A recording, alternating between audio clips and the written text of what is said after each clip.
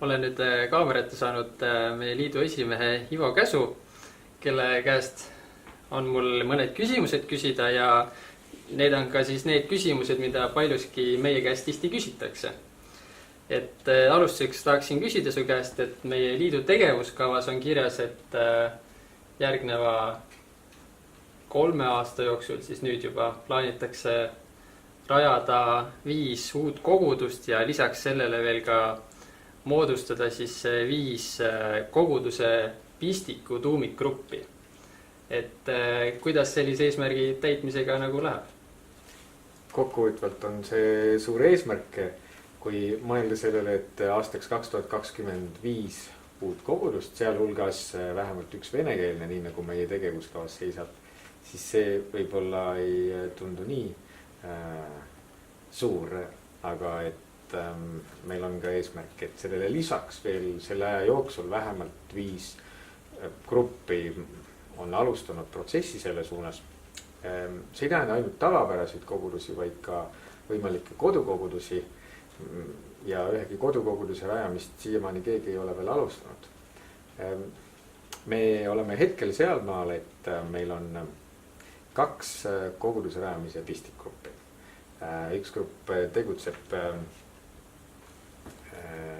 Tallinnas ja mõlema pistikgrupi tegevuse algus on heaks kiidetud meie liidu juhtkonna poolt.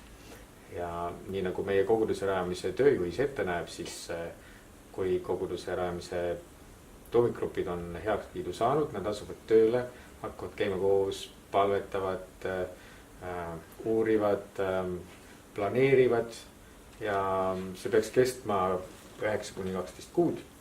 Ja kui nad on sellega valmis saanud, siis nad tulevad oma programmiga liidu nõukogu ette ja siis eeldatavalt antakse neile roheline tuli, nad saavad alustada oma iseseisva grupi ja koguduse eluga sealt edasi.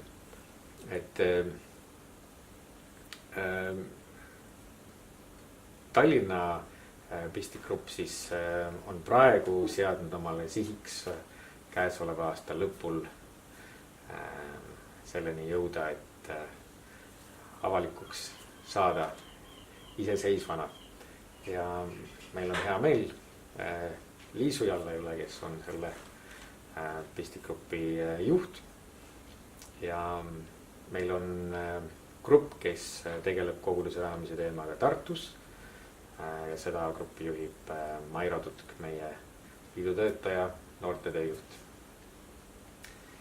Ja mõtteid koguduse rajamisest on siin ja seal. On inimesi, kes on tundnud huvi kodukoguduse rajamise vastu, kaalutakse, mõeldakse.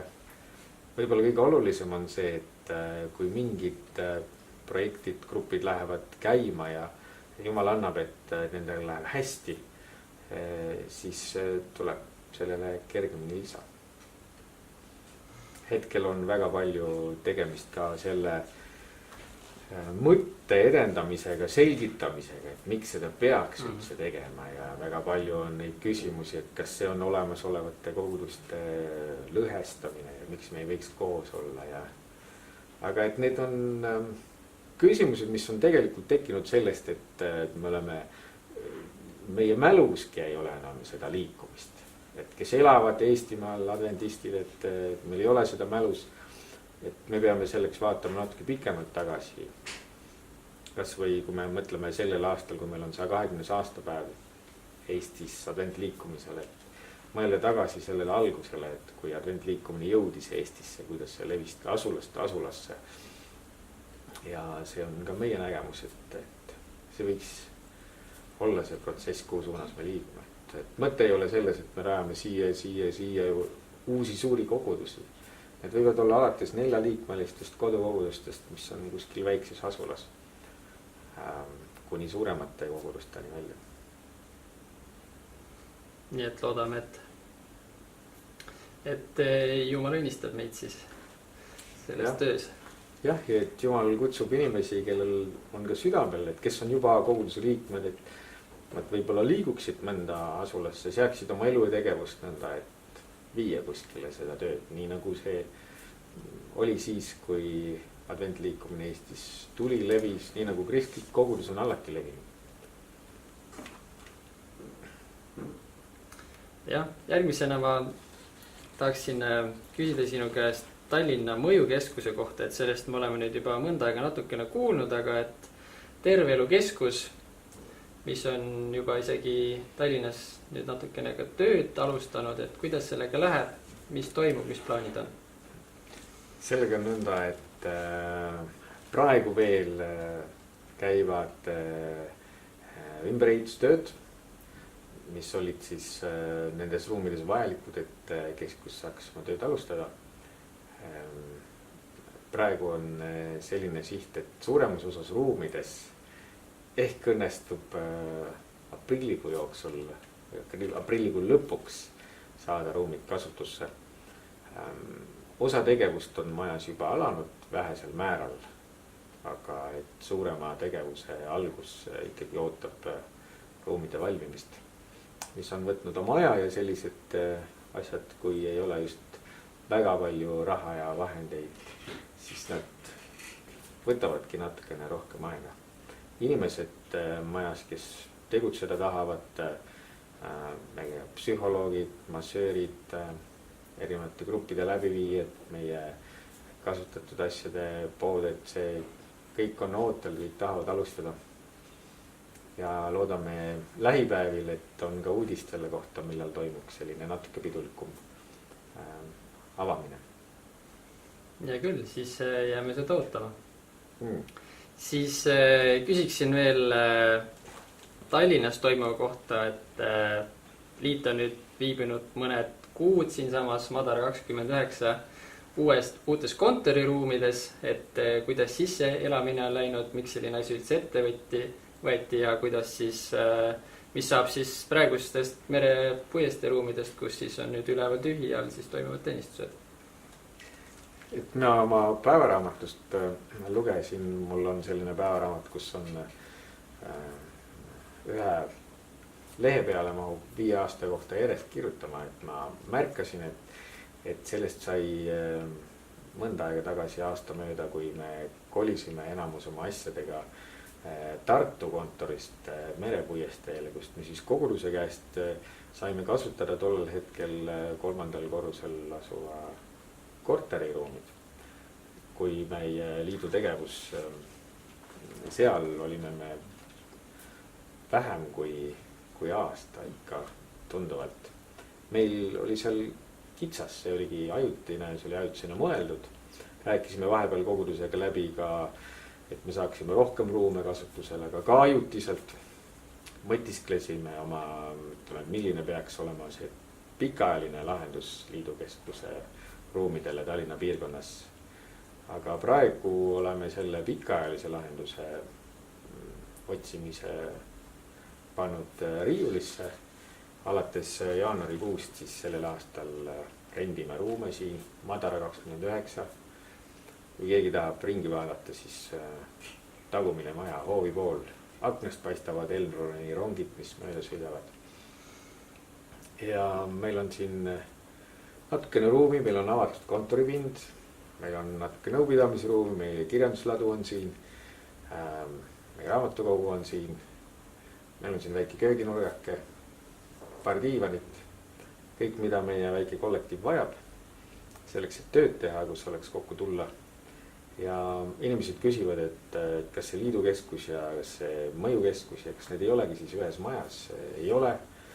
Et Terve Elu Keskuse jaoks me oleme siis ostnud ruumid Tondi 26, aga liidukeskuse jaoks oleme me rentinud väikse kontoripinna ja siin siis oleme.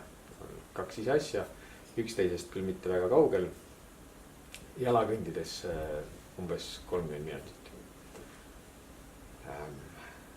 Mis merepuiesteesse puutub, siis praegusel ajal on nii, et ükskõik millisesse Eestimaa adventkogudusse minna, siis tulevad inimesed ja räägivad, et see merepuiestee kirik pidi maha müüdama. Kuidas sellega siis on? Et me ei ole seda plaani küll teinud, aga ei tea, kust inimesed on seda nägemust saanud, et Tallinna esimene kogudus planeerib juba pikemat aega Verepuiestee kiriku ruumides ka remonti, renoveerimist, väikseid ümberehitusi. Et samamoodi praegult planeerime, projekteerime ja loodetavasti üht-teist tööd saame ka lähima aasta-paari jooksul ära teha, et ka seal hoones värskendust teha ja et Tallinna kogudused võiksid ka õitseda, elada ja aktiivselt tegutseda. Et võib-olla need sellised kuulujutud on ka liikvel sellepärast just, et ka Tallinnas on ühe uue koguduse rajamise soov. Ja et et on ka see jutt, et kogudus pillutatakse laiali ja siis ei ole ühte suurt kirikut enam vaja. Aga et meil nagu endil seda muret ei ole, et Tallinnas inimesi vähe on, aga et Tallinnas ka, kuidas me saaksime nendes olemasolevates kogudustes ja uue koguduste kaudu jõuda uute inimesteni uutes linnapiirkondades. Ja palume, et Jumal aitaks meid ja et kõik teised adventkoguduste liikmed meil Eestimaal, kes sellest teavad, elaksid kaasa, palvetaksid. Ja kui on küsimusi, siis kuulujuttude asemel pigem tasub küsida, rääkida, siis teab õige asja pärast palvetada, et ei pea palvetama mitte kiriku mitte äramüümise pärast, mida ei ole plaanis, vaid palvetada selle pärast, et läheks hästi uue koguduse rajamine, et läheks hästi olemasolevatel kogudustel ja et Jumal õnnistaks ka meie remondiplaane. Selge. Seda infot on hea teada. Lõpetuseks tahaksin küsida su käest, et kas sul on veel midagi südamel, mida sa tahaksid öelda?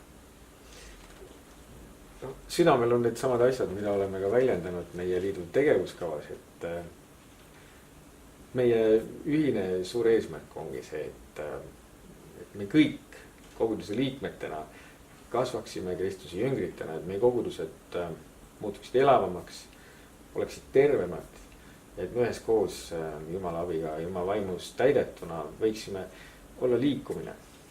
Ja et me tõesti sealt, kus me oleme, ei lepiks sellega lihtsalt, et olla paigal, olla nii nagu me oleme, et kahaneda ja mõelda sellele, mis meist saab, vaid et me võiksime liikuda välja, mõelda avatult, mõelda, et millised on need viisid, kuidas me praegusel ajal seda saaksime teha.